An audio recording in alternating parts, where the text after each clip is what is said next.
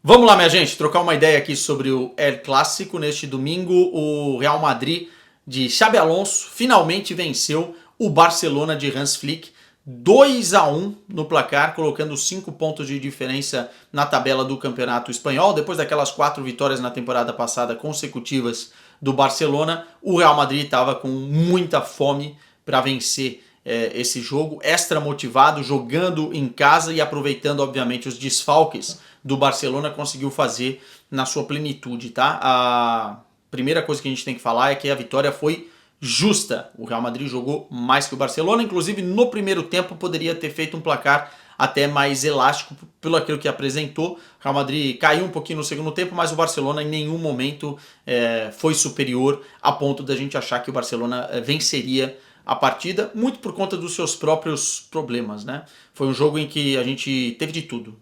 Polêmicas de arbitragem, aliás, muita movimentação em relação à arbitragem, impedimentos, penalidades, a gente já vai falar um pouquinho mais sobre isso. Tivemos uma equipe extra motivada por algumas questões extra-campo, né? No caso, o Real Madrid, e tivemos individualidades brilhando, né? Algumas renascendo, algumas dando murro na mesa, e algumas polêmicas também envolvendo as tais individualidades. Do lado do Real Madrid, o Vini Júnior e a discussão com o Xabi Alonso. Do lado do Barcelona, a questão toda envolvendo o Lamine Yamal. E eu quero abrir o vídeo para tirar o elefante da sala falando sobre Lamine Yamal, a sua atuação e a polêmica que colocou gasolina durante a semana inteira nessa fogueira do El Clássico, que já é quente o suficiente, tá? Primeiro falar da atuação do Lamine Yamal. É algo que tem me preocupado e tem preocupado todos os torcedores do Barcelona, é que esse moleque ele tá numa rotação abaixo. Ele não parece estar 100% recuperado fisicamente. Ele não consegue mais ter a confiança, de repente, de fazer algumas jogadas 1 contra 1 que ele fazia anteriormente. Ficou nítido isso para mim no jogo contra o Olympiacos, porque eu estava atrás do gol, vendo até uma questão comportamental dele durante toda a partida, cabisbaixo, olhando o horizonte, mexendo muito na fita aqui da mão, enfim. Não parecia aquele Lamine Yamal com muita fome e pronto para resolver e com confiança que eu vi no final da temporada passada. E sinceramente, acho que ele não está bem fisicamente. Isso não é desculpa para o jogo ruim dele, e eu acho que também o Real Madrid precisa... O Real Madrid não, perdão. O Barcelona precisa divulgar o que está acontecendo com ele exatamente sobre essa lesão do pub, se há algum problema ou se há uma falta de confiança. Eu perguntei para o Hans Flick depois do jogo contra o Olympiacos, ele contemporizou. E essas respostas vão ficando ainda mais vazias. Mas o jogo dele foi abaixo do que a gente está esperando. Não que o Barcelona perdeu por conta do Lamine Yamal, mas também não ganhou por conta dele, ou não gerou mais oportunidades por conta dele.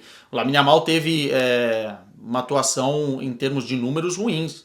Né? Se a gente pegar os dribles, né, a tentativa fácil que ele acertou, ele tentou 8 vezes e acertou apenas 4.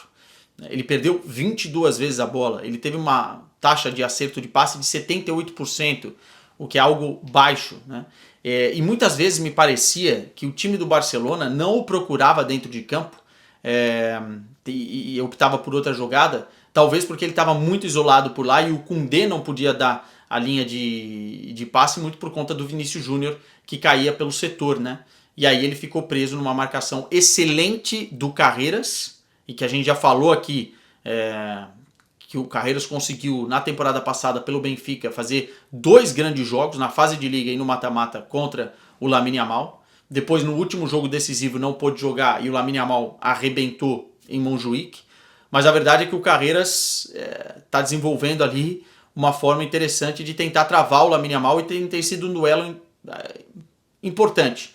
Talvez, se o Lamine Yamal estivesse numa fase melhor, talvez, se o Barcelona tivesse mais opções, mais recursos que fizesse com que a outra equipe tirasse um pouco o foco de atenção ao Lamine Yamal, talvez esses duelos fossem mais aproveitados pelo jogador do Barcelona, mas a gente não viu isso. Né? E aí foi um jogo abaixo dele. O que acontece é que ele foi extremamente vaiado no Santiago Bernabéu. Eu não espero aplausos, mas óbvio que tem a ver a recepção que ele teve com o que aconteceu durante a semana.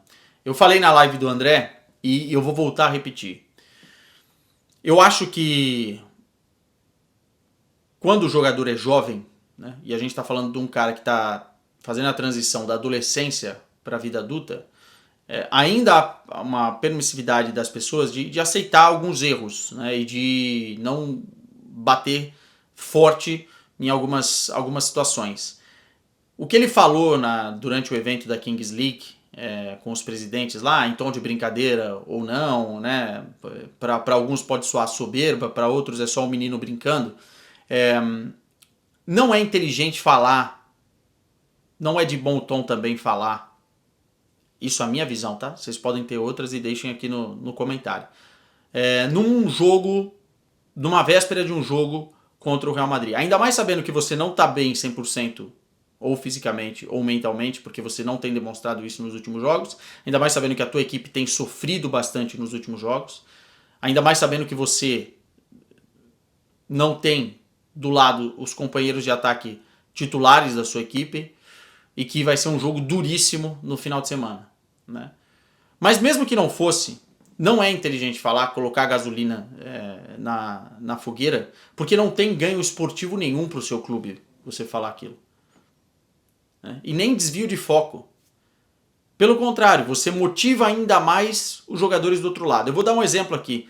Quando o Kimmich deu uma entrevista às vésperas de umas quartas de final de Liga dos Campeões contra o Paris Saint-Germain, aquela época do Neymar, dizendo que o Bayern de Munique era muito mais time e por isso que ele acreditava que o Bayern iria passar. Aquilo foi utilizado, né, muito, e isso é informação, muito no vestiário do Paris Saint-Germain e motivou os caras. Tanto que depois que o Paris Saint-Germain passa, a comemoração do Neymar é na cara do Kimmich. E não é por acaso, né? Não é por acaso. Isso acontece no futebol. E óbvio que as declarações do Lamine Yamal serviram de motivação para o outro lado. Tanto que termina o jogo. Primeiro que ele foi muito bem marcado, muito bem vigiado. Jogadores solidários um com o outro para parar o Lamine Yamal de diversas formas, tanto jogando na direita ou no segundo tempo, quando ele teve que ir mais para o corredor central na entrada do Rony. E depois que termina o jogo, cara, tem aquele episódio ali, o Carvajal vai para ele e começa a falar assim: você fala demais e dá as costas e sai andando. E nós não estamos falando de qualquer jogador, nós estamos falando de um dos caras geracionais aí da seleção espanhola, que conhece o Lamine Yamal, né? Depois o Vinícius também faz o mesmo gesto, há ali uma confusão generalizada. E aí a gente fica com aquela sensação, né? Tá bom, você falou, agora aguenta a zoação quando perde. Mas eu acho que vai mais do que isso. Sinceramente, eu acho que ele...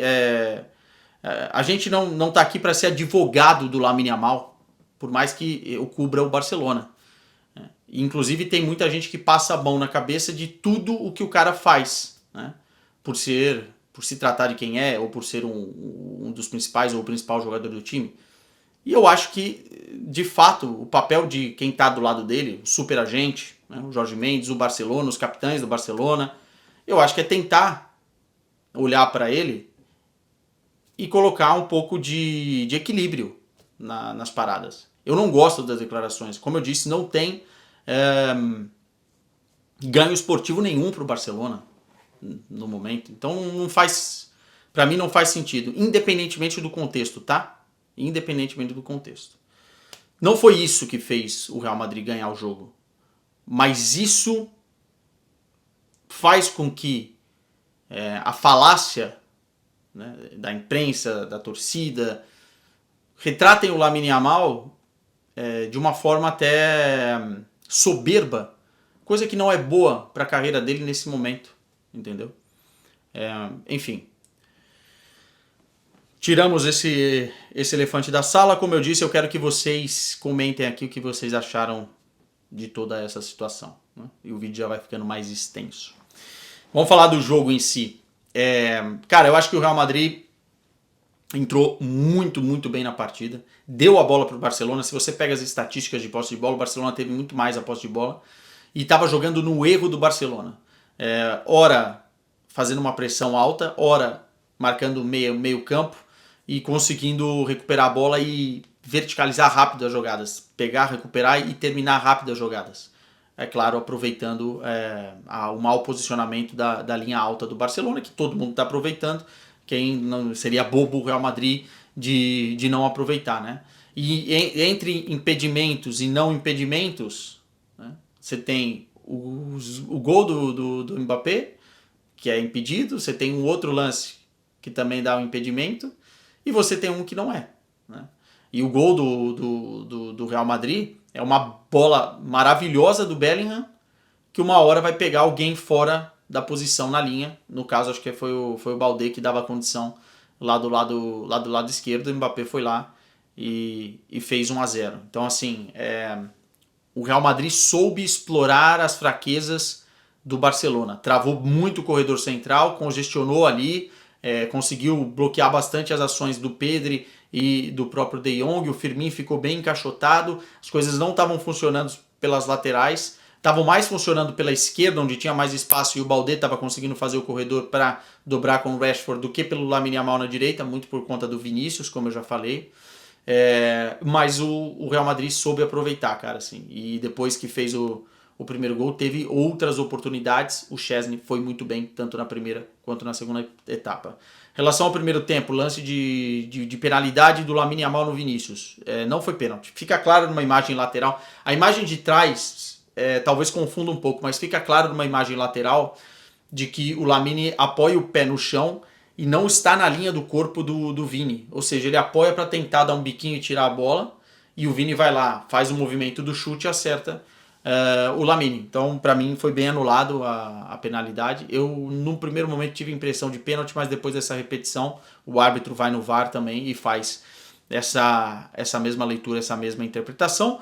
O impedimento semiautomático não tem o que discutir, por mais que a gente não goste da regra ou da fórmula ou do impedimento semiautomático, é ficar brigando com a imagem, tá lá, né, um pezinho ali, um pezinho aqui, e acabou dando o impedimento. E engraçado que no melhor momento do Real Madrid, o Barcelona consegue fazer o gol, né? Numa recuperação de bola, um vacilo do Arda Güler, o Pedro estava esperto, a bola sobra no Baldé, bola no Rashford, centra no meio e o Firmino está numa fase excepcional, né? Faz o gol de empate e depois no lance seguinte, o homem do açaí quase faz o segundo numa cabeçada, né? O jogo ali ficou, era o melhor momento para o Barcelona, ficou um pouco aberto, mas logo na sequência, numa belíssima jogada do Vini Júnior para cima do Koundé, aliás, o que o Koundé tomou de canseira hoje pelo lado, meu irmão, também tem a ver um pouquinho com o Lamine Yamal não voltando para ajudar, né? E aí, como eu disse, pode ser comportamental ou pode ser questão física, a gente não sabe. Tinha sempre que dobrar o meio campo para ajudar o Koundé ali. Mas numa jogada linda do Vini Júnior, cruzamento na área, o Militão, que fez um partidaço, centra, e o gol do Bellingham, né? Parênteses aqui para o Bellingham, para mim foi o melhor em campo. Melhor em campo do Real Madrid, deu assistência que foi fina, né? Uma obra de arte para o gol do Mbappé, e ainda fez o segundo gol. Nesse lance, a torcida do Barcelona está reclamando de uma cotovelada do Haasen no Cubarsí. Eu concordo que o VAR tinha que ter chamado. O VAR tinha que ter chamado e o árbitro deveria fazer a interpretação de acordo com a imagem que ele não viu no jogo. Porque os dois sobem para disputar a bola, mas ao fazer esse movimento aqui, o Haasen dá uma cotovelada, isso é a imagem, não tem como brigar, no queixo do Cubarsí. Tá? Não foi por isso que o Real Madrid ganhou o jogo, mas eu acho que era uma imagem que poderia ter sido revista. No segundo tempo, eu acho que o Real Madrid tem mais chance, tem a penalidade. A penalidade é uma bola que bate na mão e a mão ali está muito aberta e realmente influencia. Bate no corpo e bate na mão. O Mbappé perde o pênalti numa defesaça do Szczesny, né? Para mim, eu não entendo muito bem a torcida que critica o Szczesny. O Szczesny tem cumprido muito bem o papel de um goleiro reserva. Fez um grande jogo no Santiago Bernabéu, é um cara experiente, enfim. Tem suas diferenças com o Johan Garcia é muito melhor, mas, cara, é o que tem para hoje, né? O outro tá machucado, então é difícil você ter dois goleiros de excelentíssimo nível que não vão brigar por titularidade durante a temporada, e o Szczesny é um cara que compreende o papel dele totalmente, né? Tava na aposentadoria, foi retirado para fazer o que tá fazendo aí, tá fazendo, na minha avaliação, bem, né? E aí, cara, no segundo tempo, do lado do Barcelona, o Flick ou o Marcos Sorg tentou fazer ali algumas mudanças para ver se surtiu efeito, né? Colocou o Rony no jogo, depois o Ronald Araújo também entrou, mas sinceramente achei um segundo tempo também de pouca inspiração do Barcelona. Quando o Lamine Yamal foi pro corredor central, ainda teve uma bola que ele meteu no Koundé no final do jogo que poderia ter gerado o empate, mas não foi um grande jogo do Barcelona, assim como não foi contra o Girona, assim como não foi contra o Sevilla, assim como não foi contra o Paris Saint-Germain. E é um momento em que o Barcelona tem que pensar mais em pontuar da forma que for, para esperar os caras voltarem e o time estar 100% fisicamente, porque senão pode deixar, né, a coleira escapar aí e realmente abrir uma diferença pontual em La Liga que depois fica inalcançável, né? Já são 5 pontos, acho que 5 pontos é uma diferença ok. A derrota em si para o Barcelona é uma derrota ok, tá nas contas você perder para o seu maior rival no Santiago Bernabéu, mas o momento não é ok. E o momento é sim de um ponto de reflexão. E agora falar do... para piorar teve a expulsão do Pedri, tá? Expulsão justa, né? Acho que não tem muito o que falar aqui, né? Enfim, 2 amarelos. Poderia ter tomado o segundo amarelo ainda no lance anterior e tomou no seguinte, o que é uma baita baixa para o Barcelona para jogar contra o Elche depois na próxima rodada de La Liga. Mais um problema, né? E falar do Vini, para fechar o vídeo, vou dar minha opinião aqui. Até escrevi no Twitter, eu vi que gerou ali um engajamento, muita gente me criticando pela minha opinião e tal. Então eu quero embasar um pouquinho melhor aqui, porque no Twitter é muito curtinho as coisas, né? O Vini, para mim, foi um dos melhores em campo do Real Madrid. O Vini foi melhor que o Mbappé, inclusive. Tá? O Vini foi um pesadelo na vida do Koundé. Fez um partidaço. Eu, se fosse o Xabi Alonso, não pensaria em tirar o Vini Júnior de jeito nenhum na casa dos 70 minutos. Talvez no finalzinho do jogo, assim como ele fez com o Mbappé, né, numa minutagem residual. Eu não tiraria o Vini Júnior. E eu acho que tirar o Vini Júnior ali naquele momento teve um quê de estratégia do Xabi Alonso de pensar que o Rodrigo iria segurar mais a bola do que o Vini e que era o momento disso, tá? Mas eu não tiraria. Se fosse para tirar alguém, eu tiraria o Mbappé e não o Vini Júnior. Dito tudo isso, o Vini tem passado uma pressão muito grande na temporada, promovida pelo próprio Xabi Alonso, de competição pela sua posição. Existe um jogador no Real Madrid hoje que é intocável no ataque e esse cara chama-se Kylian Mbappé. Esse cara é intocável na cabeça do Xabi Alonso. Todos os outros não. Todos os outros não. O que eu acho um erro, porque o Vini, bem fisicamente, bem mentalmente, é um jogador que já mostrou que pode ser melhor do mundo, né? Então eu acho que o Vini deveria ter um estatuto maior no Real Madrid pelas conquistas que tem e por tudo que já entregou. E me parece que o Xabi Alonso não pensa assim, o que eu acho um grande erro até para uma gestão de egos e de vestiário. Nessa panela de pressão, quando sai a substituição, as imagens mostraram que o Vini explodiu. Ele xinga a substituição, ele xinga o próprio treinador, ele faz questão de não de mostrar toda a sua insatisfação, né? Ele sabe que ele está sendo filmado, ele sabe que a reação vai acontecer, mas ele explode, né? E tá na conta de todo mundo explodir. Agora, eu acho certo ele explodir daquele jeito? Não. Eu acho que ele não pode ter aquela reação. Ele não pode ter aquela reação por vários motivos, assim. Primeiro porque ele perde a razão, perde um pouco da razão, não totalmente, mas ele perde um pouco da razão, porque a reação ela vai extrapolar a substituição e o treinador, é a função dele fazer a substituição. Então tá a cargo dele fazer, é responsabilidade dele. É um chefe direto e você tá basicamente questionando de uma forma extremamente grosseira, para eu não repetir aqui as palavras, a decisão. Mas você pode questionar, você pode olhar para baixo, você pode discordar, você pode conversar com o cara depois, você pode fazer muita coisa que nem é preciso comentar, que agora não tem mais jeito, né? Mas no final das contas, também para o jogador que vai entrar, para o Rodrigo, apesar do Vini ter cumprimentado e depois abraçado o Vini depois do jogo e tal, fica uma situação muito estranha, né? Porque o cara que quer sair tá esbravejando de uma forma acima do limite, e você vai entrar talvez perca ali até um pouquinho de concentração do que você precisa fazer, porque a cena é muito forte. E depois o Vini desce pro vestiário, ou alguém vai buscar ele volta, fica no banco e tal, e o Xabi Alonso depois contemporizou, falou que vai ter uma conversa. Mas eu acho que por mais que o Vinícius tenha a razão de reclamar, por mais que o Xabi Alonso esteja errado em substituí-lo todos os jogos, né, e tirar esse estatuto do Vini, eu acho que a reação é desproporcional. Eu não acho que o Vini pode explodir daquele jeito. Assim como eu não acho que qualquer outro jogador que fizesse aquilo iria poder explodir daquele jeito.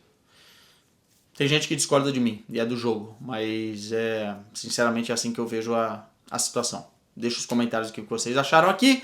Um abraço para todo mundo, vamos que vamos, porque próxima semaninha tem novidades, beleza? Tamo junto.